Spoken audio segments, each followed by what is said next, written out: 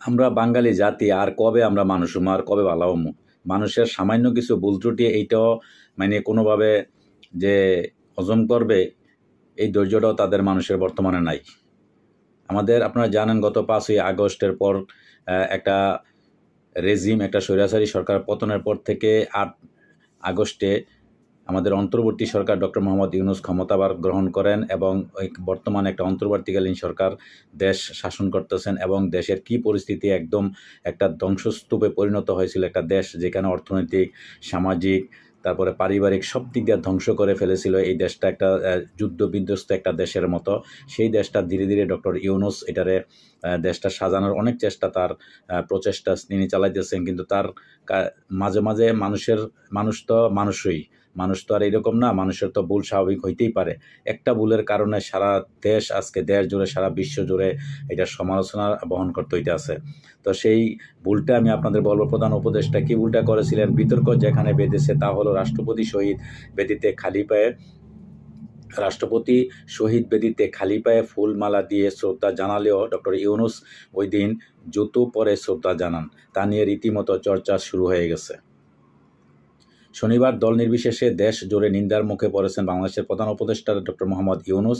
শহীদ বুদ্ধিজীবীর স্মরণে জুতো পায়ে শ্রদ্ধা নিবেদন করেছেন তিনি। সেই ছবি ভাইরাল হতে দেশবাসীর তুমুল সমালোচনার মুখে পড়েছেন তিনি।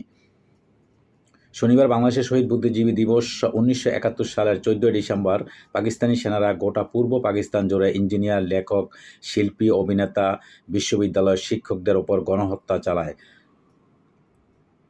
উদ্দেশ্যই ছিল গোটা ইন্টেলেকচুয়াল প্রপার্টিকে ধ্বংস করে দেওয়া। তারপর থেকেই দিনটি সেই দেশের শহীদ বুদ্ধিজীবী দেশ হিসাবে পালন করে আসছে। ঘটনা হলো, আজ শহীদ বুদ্ধিজীবীদের স্মৃতির স্মারকে বাংলাদেশের রাষ্ট্রপতি মোহাম্মদ শাহাবুদ্দিন, প্রধান উপদেষ্টা ডক্টর মোহাম্মদ ইউনূস শ্রদ্ধা জানাতে উপস্থিত ছিলেন। বিতর্ক যেখানে বেঁধেছে তা হলো রাষ্ট্রপতি শহীদ বেদিতে খালি পায়ে ফুলমালা দিয়ে শ্রদ্ধা জানালেও ডক্টর ইউনূস এদিন জুতো পরে শ্রদ্ধা জানান, যা নিয়ে রীতিমতো চর্চা শুরু হয়ে গেছে। খুব এই যে এইরকম একটা দিনকে ইউনূস চূড়ান্ত অমর্যাদা করেছেন। বুঝতে পারছেন দর্শক? বলাবলি চলছে এই সরকারের কাছে মুক্তিযুদ্ধের ইতিহাস, স্বাধীনতার কোনো গুরুত্ব নেই। অনেকেই মনে করছে জয় বাংলা স্লোগান বাতিল, শেখ মুজিবের 7ই মার্চের ভাষণ এবং 15ই আগস্টের শোক দিবসের ছুটি বাতিল, সংবিধান থেকে ধর্মনিরপেক্ষতা শব্দ বাতিল করে দেওয়া ইত্যাদি এই সরকারের কাছে কোনোই ব্যাপারই নয়।